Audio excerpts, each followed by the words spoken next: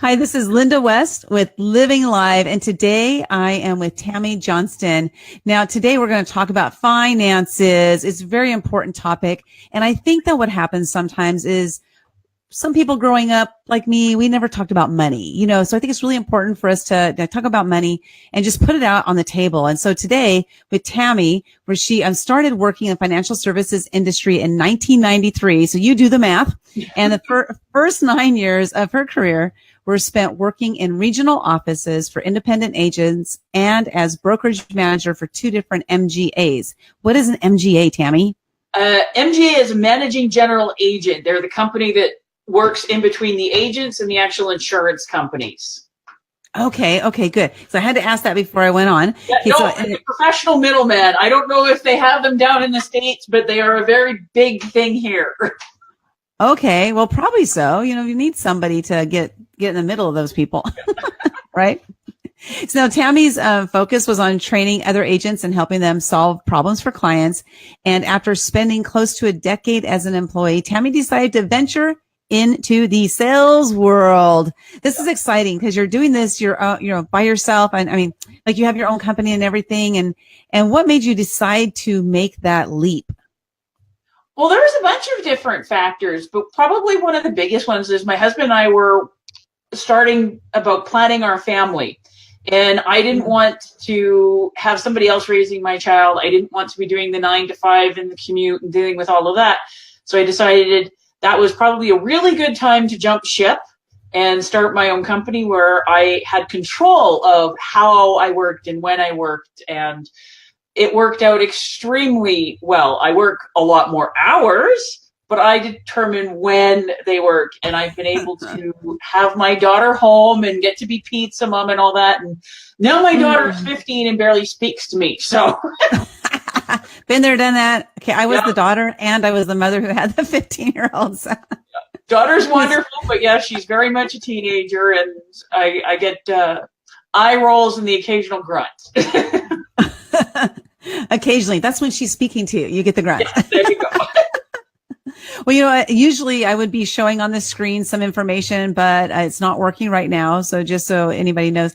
So if you know anybody who wants to learn about finances, please share this out to your page because, sharing is caring. So the information that we're going to share today about finances is going to be really valuable information, to help you, personally as well as professionally. And so it's important to get in touch with your finances. And just really quick before we get into this, Tammy, I'm going to share with you a really quick story about finances that is a total. Anyway, I'm going to share the story. Okay. So after I left my corporate job, I decided I was going to put on an event together, and it was called Lemon Zest and Garlic Fest. And everybody's like, "Ooh, I love lemon and garlic," So I'm putting together this event, and I didn't want to look at the numbers at all because I knew if I looked at the numbers that maybe I shouldn't do the event. Like deep down inside, because the numbers probably weren't going to match up right. And my sister, about 2 months into the planning of this event, she was like, "What are your numbers?" Like, "What do you mean? What are my numbers?" She was, "Do you have a budget?" "No, I didn't put together a budget." She's like, "Well, you need to put together a budget so you know the reality of like what's really happening with the numbers, because the numbers are really what control everything." And I was like, I don't want to look at the numbers. So I didn't put together a budget until like the last month. So needless to say, it was actually a bloodbath financially, the event. I lost $70,000 US. Oh, ow. Ow. So lesson learned. Yes. So the reason I wanted to share that story is because it is very important that we know our numbers, especially in business, we're going into anything. So let's talk about like how you got started in all of this. Like, do you like numbers? Did you always know you like numbers? Like me, I've never been a numbers person. So how did you know you wanted to get into this kind of work? Well, I actually ended up in financial services as a bit of a life just kind of took me there. I was more interested in business. Like little girls, when they're growing up, want to be like actresses and dancers and stuff like that. I wanted to be Bill Gates before Bill Gates existed. That's so funny. I love that. So I was always very fascinated with business, and I sort of fell into financial services and fell in love with it because I love money and the learning. And one of the things I tell people, you know what? The numbers are not that complicated. A lot of people are scared of the topic of money because they think it's all about numbers. I have to be a math genius. And if you're not a math genius, you're not going to get it.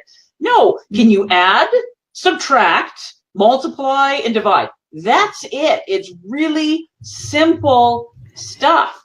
And if you can't, you have a phone that'll do it for you. Yeah, you have calculators. Like I said, it's very simple stuff. So people overcomplicate it, and then they scare themselves away from it. So, and what got me into teaching is, to be very honest, I was seeing an awful lot of stuff cross my desk when I was on the administrative side and the management side that was really disturbing me. And I'm going, in a lot of cases, it was causing more problems for people down the road than what the agents were supposedly going in there to fix. And I'm going, how are they getting away with this? And then I started doing my research and discovered that, unfortunately, Canadians have the lowest rate of financial literacy in the westernized world. Really? I mean, on the subject of money, we're dumber than Americans. Oh, that's impossible. Trust me, it is. And people go, how is that? Because fortunately and unfortunately, in some ways, we have laws actually that protect us an awful lot better than down in the States. So that's very good on a consumer standpoint. But on the other side, it means that they don't have to pay as much attention, and they've abdicated so much of their personal responsibility. Like, people do not talk about money. It is a more taboo subject than sex. People do not understand how things work. And so I actually well, they don't with sex either. Yes, but people are much more willing to talk about it here. It seems to be a lot more fun. And I'm going, well, it is, but so is money if you're doing it right. Yeah, there you go. So is money if you're doing it right. So I actually developed a course, my first course, Financial Journeys, to teach everybody like the basics and going through on how to ask the questions, how things work, like how to set up a budget that actually works. Because a budget is the foundational piece. Everybody wants to talk about, well, how can I get my retirement savings making more money? Well, how are you putting money into your retirement savings in the first place? The average family is bleeding a minimum of $200 a month in various things that they don't even know about. So when they go through, and I look at everything and I show them all the things that they're paying for and the money that's going out that doesn't need to be. So a lot of people go, also, I don't want to talk to a financial person because they're going to take away all my fun. Everything's going to have to be saved for a rainy day or the future. Yes. I'm going, if you're working with a good one, they help you find all the money that you're spending and not knowing about it, showing you how to structure things and save you money so that you can continue to do the things that you actually really want to do and save for your retirement and your kids' education and all those wonderful fun things. But because people are not conscious about their money and they avoid it, they don't do the budget or look at the numbers or any of that, they end up not looking after things, and it costs them typically not quite as much as your $70,000 shortfall in your event. But it adds up very, very quickly. My personal record is saving one family $3,000 a month in interest payments alone just by properly restructuring their debt. Whoa, in interest payments? Yep. I just showed them how to properly restructure their debt. They think I walk on water. Their bank hates my guts. Right. That is so cool. I love that. So you started teaching it and then put together your course. And then how many courses or products do you have that you have out there to teach people about money? Well, I do my Financial Journeys classes, and I've had people come in from all over Canada to take those. And I do a little bit of traveling with it.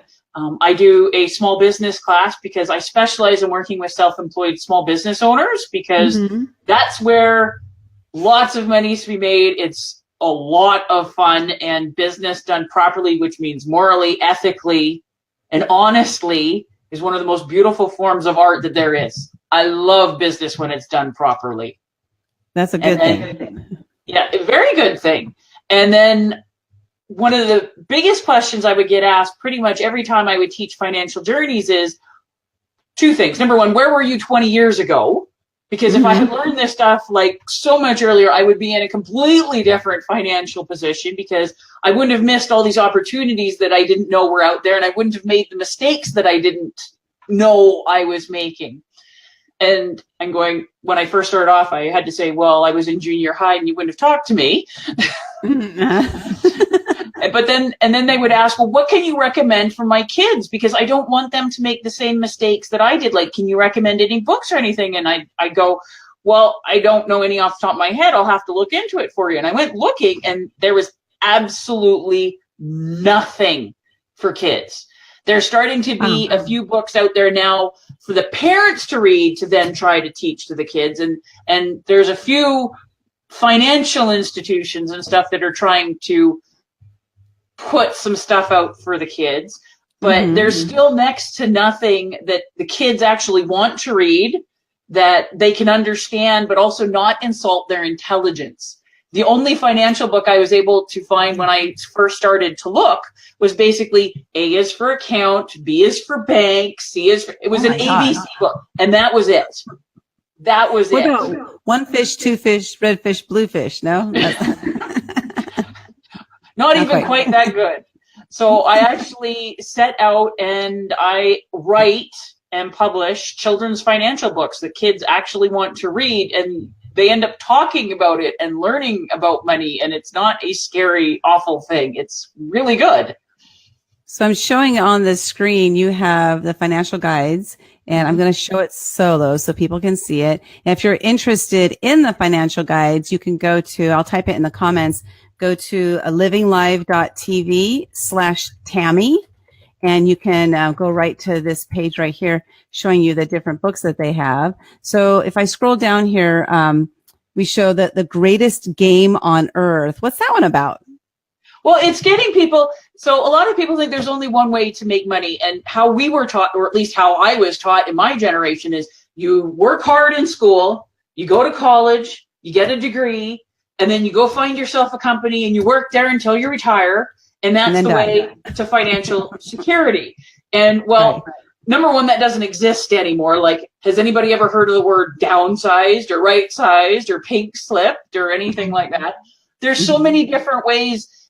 Like, you can do self-employed, you can become a capitalist. Like, there's different ways of making money, and it all works together. It's part of our economic environment, and it's wonderful. And you can do different things at different times. Like, I've worked for the large companies. That's actually where I started. I started with Investors Group, which is a very large financial services company here in Canada. And then I worked as an employee with independents and different things like that. And then I decided to start my own company and doing many things on the side with that. And then the next book is about, like, how do you set your goals? Like, most people don't actually think or plan. They just react. And they spend their entire life reacting to just whatever's thrown in front of them. And then they wonder why they never really get anywhere in life. And then the next book is about how to set up an actual budget for kids. I use the jar system. So the 6 jars, and this is what I've been using with my daughter since she was 2 and starting to get an allowance, are financial freedom, long-term savings for spending, charity, play, education, and gifts. So my daughter goes out and she buys her own Christmas gifts, and when she gets invited to a birthday party, she pulls the money out of her jar and looks after all of that. The most popular book with parents is the one about explaining how credit actually works. Credit is not a bad thing. It's actually just a tool, and it can be good and it can be bad depending on how it's used, and understanding how it works. And then the next 2 books are about, like I said, setting your goals and making your decisions. And a really big thing for me is getting kids over what I call instant gratification-itis. Oh, I totally have that. Oh, God. Well, our whole society pushes people towards instant gratification. All the marketing, the advertising, buy now, pay later, the credit cards, the fast fashion, all of this stuff. And kids and a lot of adults give up almost instantly on things because, well, I'm not seeing an instant result. Well, results don't happen instantly. Some things do, like those hits of dopamine, why we can't get people off of their screens and stuff like that. But consequences take time, for positive or negative. Like smoking, the first cigarette, if it gave you lung cancer instantly, nobody would smoke. but it takes years to get to that. Or emphysema, which unfortunately took my father after he smoked for 45 years. I'm sorry to hear that.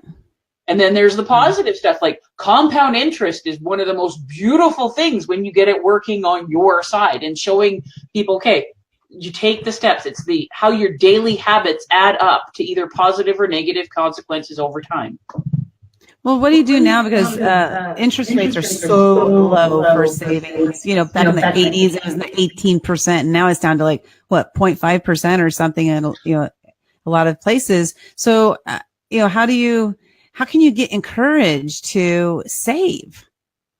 Well, if you're looking at just like saving and putting it into a savings account, no, you're not going to be making money. Like, yes, back in the 80s, interest rates were insane, but then so were mortgage rates and absolutely everything else. And I also explain why that happens. We don't really have time for that now. But there's so many other ways of investing. There's ways of investing back into your own business. There's mutual funds that are down in the States and in Canada. In Canada, we have segregated funds, which are mutual funds with safety involved. And then you can get into the stock market. I have clients actually that managed to pay their way through 2 girls going through university by collecting Barbie dolls. Oh, wow. Yeah, because they knew what they were doing. They followed it all. They went and got the very special collector dolls, and then they would wait until just the right time to sell those dolls, and that's what they used to pay their way to go through 2 girls to go through university.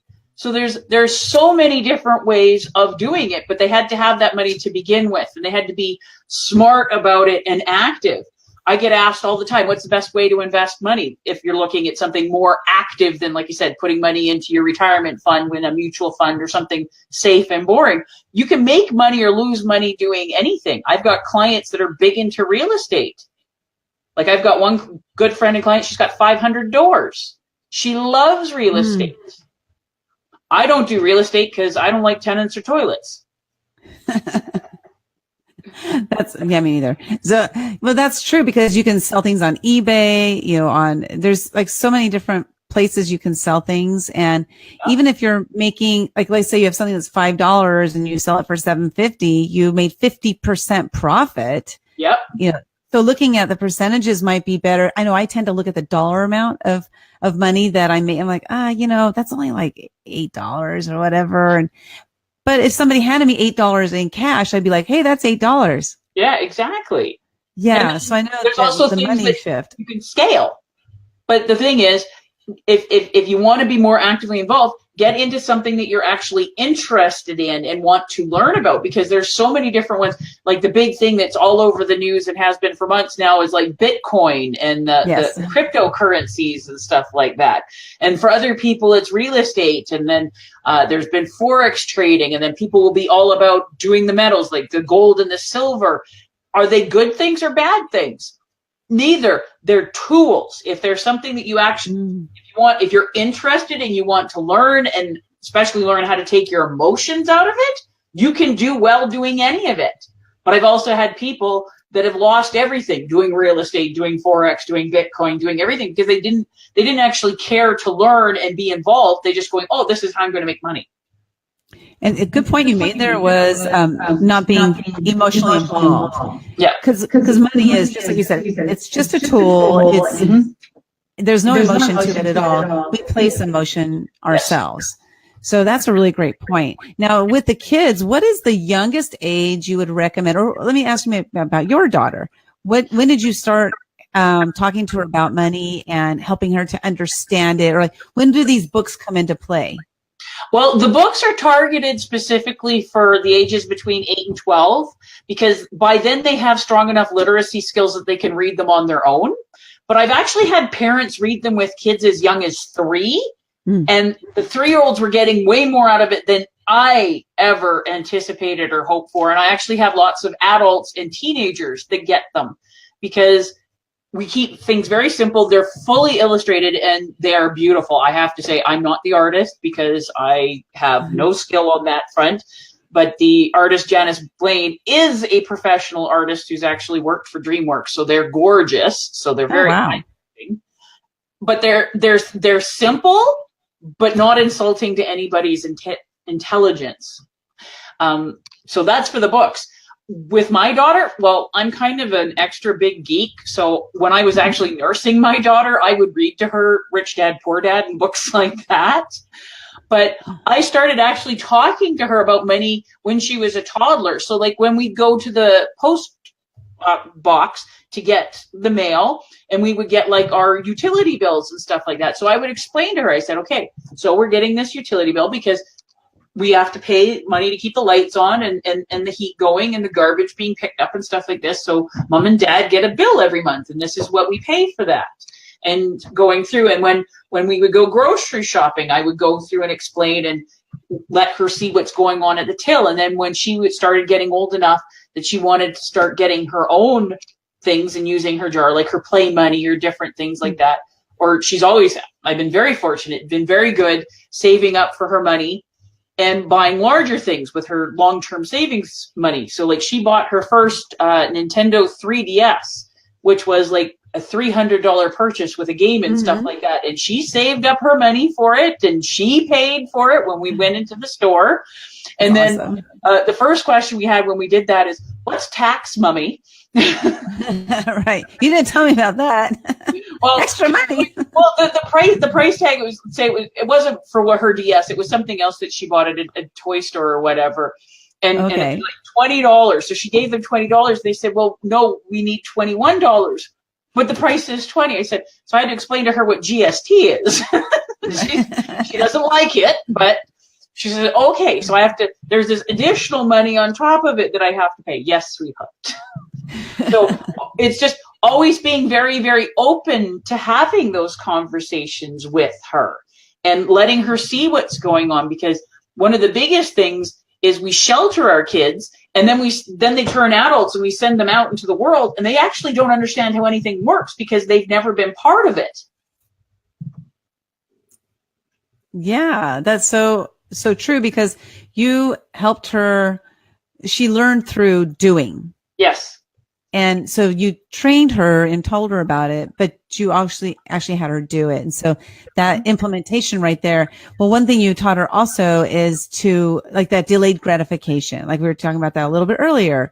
And so she has that now, I can save for things and it can go to all areas of her life, a boyfriend, right? Thank goodness I don't have to worry about that yet. Yeah.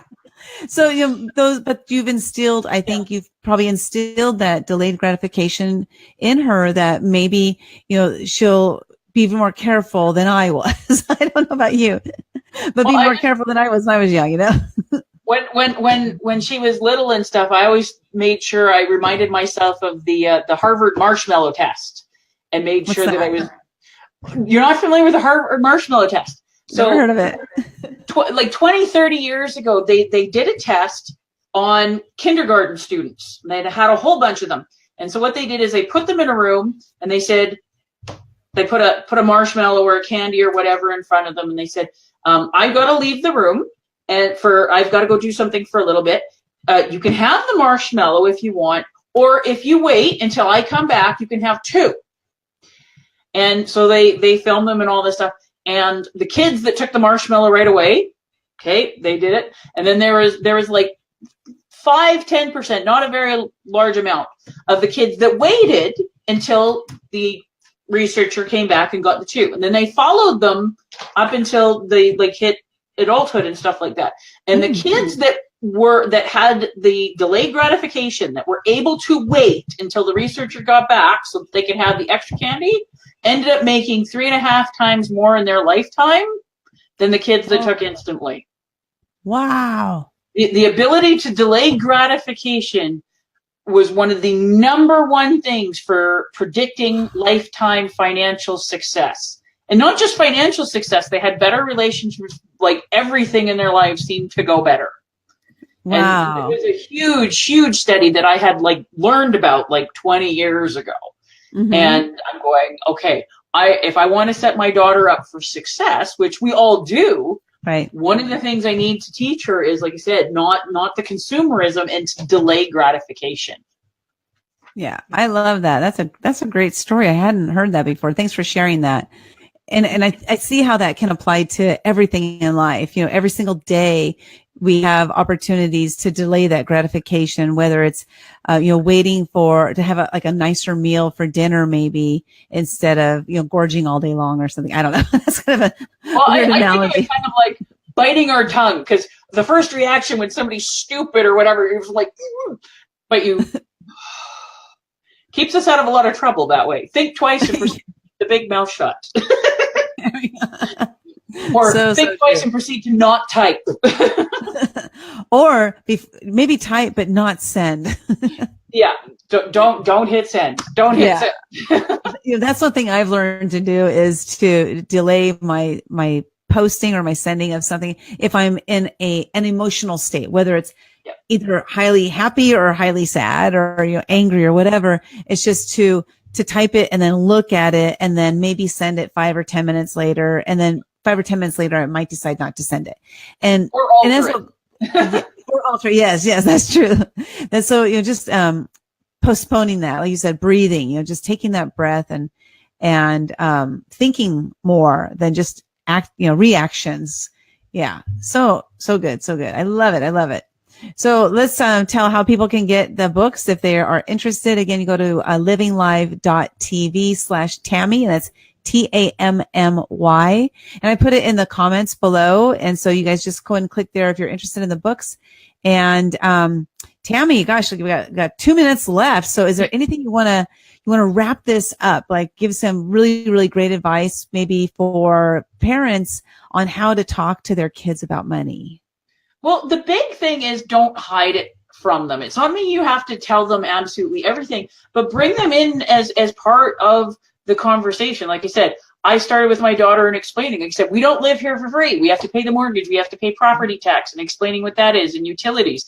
With my daughter being a teenager now, one of the things I do is I drag her out grocery shopping, and I teach her how to pay attention to things. And it might seem, okay, typically you get a better deal when you buy the bulk item, but you actually have to pay attention to the price, because there's been times where the individual ones end up actually being cheaper than the one big bulk item. So I've taught her to pay attention and not just go through habit. And there's so many ways to bring up the conversation and just make it a part of normal life. Like we work on teaching our kids all sorts of skills, like tying their shoes and how to get dressed and brush their teeth and stuff. All very, very important. But money is a part of every single aspect of their lives. So why don't we talk to them about it? And it's going to affect them forever. Oh, forever. And it doesn't mean you have to know everything. In fact, if they ask a question or whatever, go, you know what? That would be really good for us to find out. and look into it and just be open about it. Get over the shame and the embarrassment, because that's the biggest factor. It's not something to be ashamed and embarrassed about, because the emotional aspects, I can fix people's finances, no problem. I can do it in my sleep. I've been doing it for so long. The biggest thing is getting over the emotional aspect of it. And it affects not just them personally, but they're going to take any issues that they get from you, and they're going to take that into their future relationships, and that's not a good thing. So let's stop that pattern by opening up and having the conversations and actively learning about money. Money is fascinating. It is wonderful, as long as we're not afraid of it.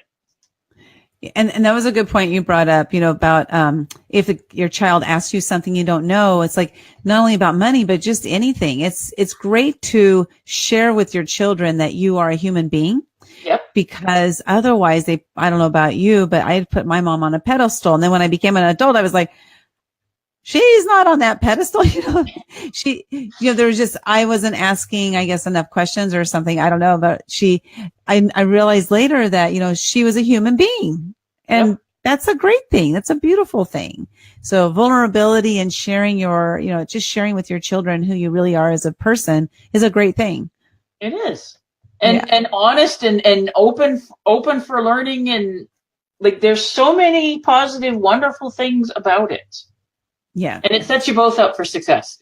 Teaching your kids about money can be a wonderful opportunity for you to learn as well.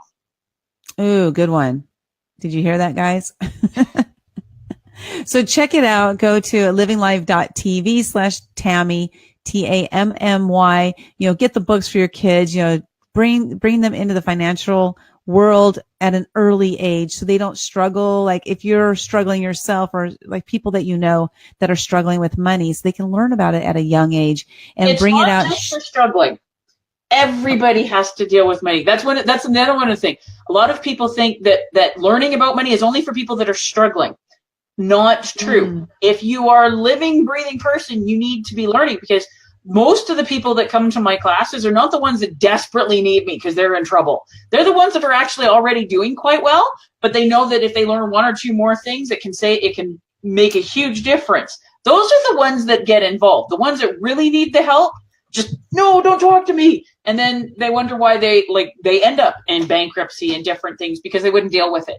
The ones that get the most out of it are the ones, you said, it's not just for struggling, it's for everyone. You want to be healthy? Do it. Good point. Thank you for correcting me on that. I really do appreciate that, because great point. Because, anybody who's making any kind of money, they can, most people should be, but, there's always ways to save and make sure you have your money stretch further. Yeah. Right. And working harder for you. You work hard for your money should be working for you as well. I love that. Now, do you have online courses as well, or do you only do the in-person? For right now, we're just doing the in-person, but I'm actually in the process of putting my courses online. Yeah. So that should be completed this year, but it's a fair bit of work taking 25 years of information that you're used to doing one-on-one or in person and putting it in online format. But yes, that is something we are very much working on, and the first course should be available early this fall. Cool. So if you are interested in learning more about that, when she releases that, go ahead and type the word Tammy below in the comments. And what I'll do is I'll set my messenger bot up to, I'll find out how to get in contact with Tammy. So I'll set my messenger bot up so that when you type Tammy in the comments, it's by itself, that you'll be notified of how you can find out when she's releasing the product online. Okay. Oh, that's awesome. I love it. Thank you so much. I love your passion for money. Well, thank you for letting me share it. Well, thank you so much. And you have a wonderful day, and, keep putting yourself out there, spreading that cheer and helping people save money and have a much better money life. Thank you. Have a wonderful day. All right. Bye-bye.